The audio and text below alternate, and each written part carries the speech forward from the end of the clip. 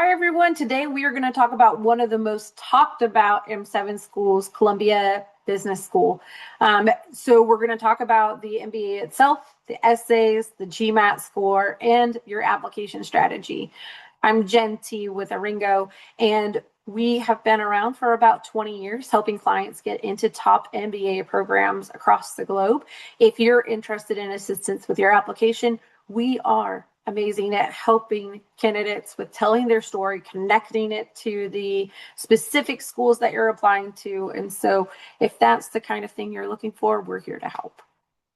So today, Columbia, we'll talk about the school itself, the process for the application, deadlines, who Columbia is for, your essay strategies, and 5 mistakes to avoid.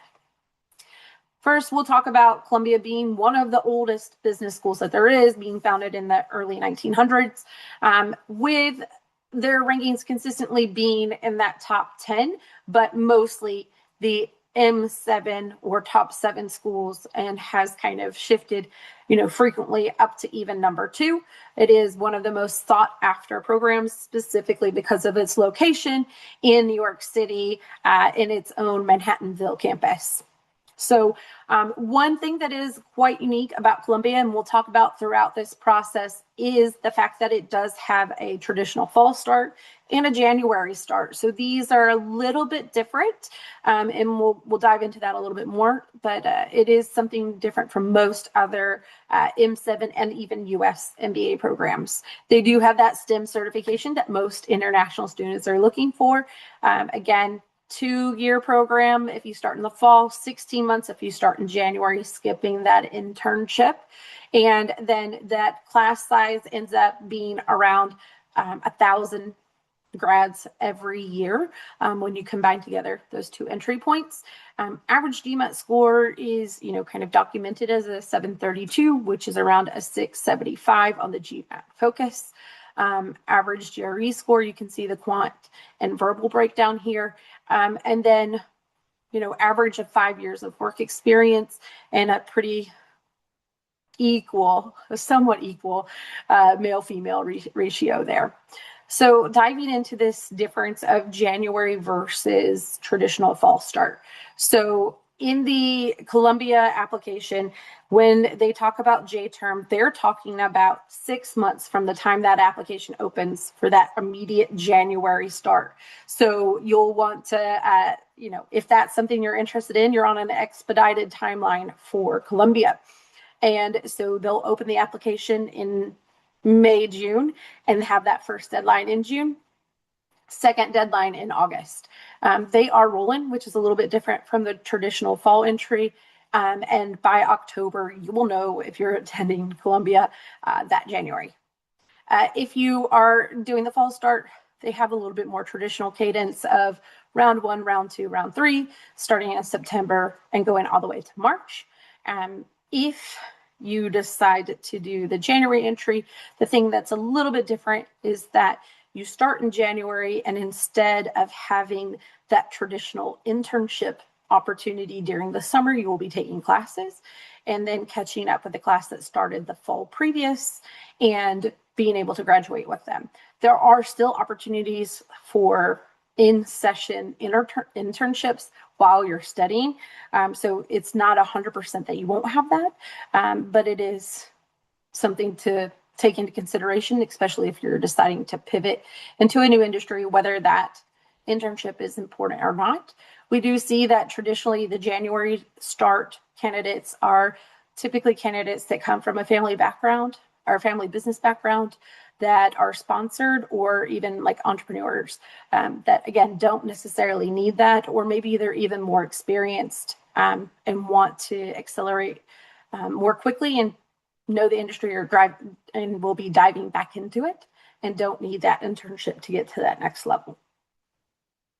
So again, with this application process, you want to choose which entry point you're most interested in, and then you will choose that, and the application is slightly different for each one of those entry points. But they'll all require for you to submit your transcripts, your GMAT GRE, or executive assessment score, which is, again, unique for Columbia as one of the M7 schools that takes the executive assessment score. You'll have 2 short questions and 3 essays, 1 letter of recommendation instead of 2. A resume is needed, and then the application fee. Once you submit the application, then you will wait to find out if you'll get invited for interview, typically with an alum, and then hopefully you are securing a spot to start either in January or in fall. Now, a lot of people, it's an M7 school, so Columbia is right for almost everybody, right? It is, right? Like, it's an amazing brand. It has the STEM. It has an amazing location for business and industry leaders that you're going to be able to learn from, whether they're alum or not. They are involved with Columbia for case studies, internships, anything you need as far as industry leaders. They're going to give you that kind of unparalleled access. It does have that 2 intake system, and they do use the clusters within your cohort to have smaller groups to work with and get to know everybody. Their curriculum is flexible, and it is a vibrant, diverse group of students.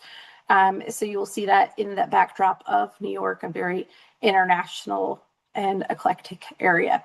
The one thing that may take Columbia off your list is if you are not interested in living in a very huge city of New York, or the cost of living. So sometimes those are some limiting factors as to why Columbia might be off of some people's list. All right, so what is Columbia looking for in their candidates? So they are looking for, again, like an eclectic group of people from their cultural background, their personal, professional, and functions. They're looking for people that are intellectually driven and have a record of achievement, strong leadership, and ability to work in teams. So this is everything you need to personify within your application itself. So they want to see your strong work ethic. They want to see that you're a relationship builder and that you also can make an impact. Their admissions rate is about 21% of the folks that apply get in. So it is still quite competitive. So you'll want to put your best foot forward. So the first short essay is just straight to the point. What is your immediate post-MBA professional goal? You've got 50 characters to make an impact. So you want to be strategic in what you're including. So think about this of, you want to be able to precisely tell how you're going to get to that immediate role and the impact you're going to make, and somehow tie in how Columbia is the right fit. And it's going to be implicit, right? So you're going to want to, when you're using specifics as to where you're wanting to go, that's tying directly into Columbia's employment report and where their sweet spot is to, feeder industries that they're going to. So this is how you can maximize those 50 characters. So again, another really short answer question is, how do you plan to spend this summer after your first year of the MBA? If you're going to be doing that internship, what are your target industries and functions? And if you decide to work on your own venture, tell them a little bit more about that. So again, you want to be able to talk about the industry and function and show how that's connected to Columbia. And that could easily be the location of the firms that you're looking for or where you want to be. Next, if you're doing the January entry, they're going to ask you why. Why J-term? Why is this the right place for you? And you have 50 characters to really tell them about that too. And so you can say something as easy as being able to accelerate entry or return to family business. That could be all you need to write. So now moving on to essay number 1. Through your resume and recommendation, we have a clear sense of your professional path to date. What are your career goals over the next 3 to 5 years? And what is your long-term dream job? So we have a bit of a formula that we share with our clients below. So you want to be able to share that New York City essence and to why it's important for you and that Columbia ecosystem. So there's a little bit of a split structure that we kind of talk about. We don't have to get in the weeds right now, but about 200 words on your short term, 200 words on your dream, and then that 100 words in between is connecting Columbia to both of them. And so you can think about this in a backwards way. At first, listing what your 3 dream job skills are that you lack, how you plan to build them through that initial role, and the resources at Columbia, and get to that dream job. And if you have any sort of way of quantifying what you want to do, you can actually add that into it as well. And so again, like, you want to be able to make sure that your goal is building up to the dream. All right. Now, moving on to essay number 3. We believe Columbia Business School is a special place with a collaborative learning environment in which students feel a sense of belonging, agency, and partnership, academically, culturally, and professionally. How would you co-create your optimal MBA experience at Columbia and be specific? Now, I mean, they repeat this over and over again throughout the application about being specific. So make sure that you are heeding their warning. No fluff, and no BS. So those are things that sometimes AI can add into an essay. So, you really want this to come from the heart. You really want to perfect it. You want to get it concise and direct.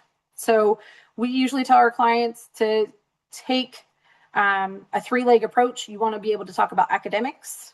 You want to be able to talk about culture and professional. Beyond that, you want to be able to talk about active voice of the action that you're taking, and ownership that you want to take of it. So beyond that, you want to be able to demonstrate your research that you've done and be able to incorporate or name drop different assets of the Columbia MBA program. And whether that's, a specific center, a specific event, or even like a pastime of that specific program, that's what they're looking for. Now, the optional essay.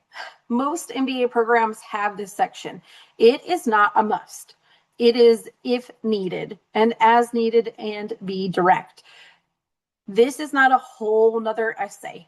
This is, I have something about my background application, something that I need to share with you so you understand it, and I'm telling you the narrative instead of you making assumptions.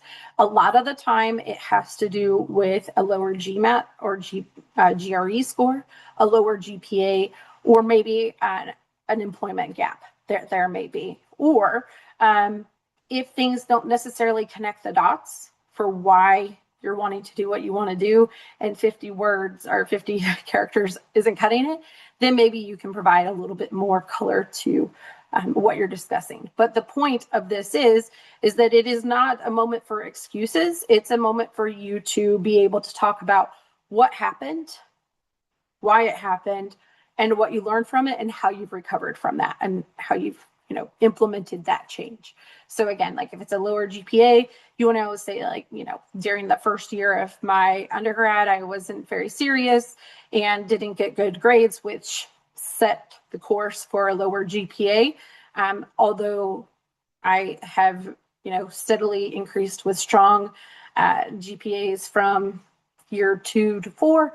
My GPA is still at like a 3.5, despite getting all A's and B's in the following 3 years, something like that. But you can show them something that tells them the story of what happened, but not excuses, if that makes sense. It, again, is not necessary for you to fill this in. And specifically for Columbia, they don't want extra fluff. So you do not need to give them another love story about why Columbia. So 5 essay mistakes that we usually see is that, when somebody writes their first draft is like, I love New York. New York is where I want to be. But why? Everybody wants to be in New York, right? But, why is it that you need to be in New York? Is that the financial hub? Is it where a lot of tech startups are? Is it a specific ecosystem that makes sense for you? Whatever it might be, you want to be able to be specific about it and not generic. Beyond that, you want to make sure you're heeding all of the limitations that they have set on the characters or words that you can use in each one of your essays. There are a few schools that maybe would allow you to go over a little bit, but not Columbia. They've asked you time and time again to be direct, precise, and within the limits. So you also want to make sure that you're including those Columbia specifics. So you don't want to just generally say, I want to do some networking. Talk about I want to build relationships with financial industry leaders through this organization or this event that happens. And then if you have the ability to quantify anything, you want to be able to show that change, especially in essay number 2, is you want to quantify that impact that you had and not necessarily just giving them some fluff. They want specificity in this application. And then the last thing in essay number 1, we see people that don't talk about any skill gaps. They're amazing. Why do you need an MBA if you're already amazing and don't have anything to work on? So, think about that. Be vulnerable. That's the important part about this. All right. So if you were planning to apply to Columbia and you want help with your application or you have questions about your readiness, etc., I am here to help. Use the QR code to book a session with me or send me an email at jennifer.t@aringo.com or just reach out to us on aringo.com and register with us.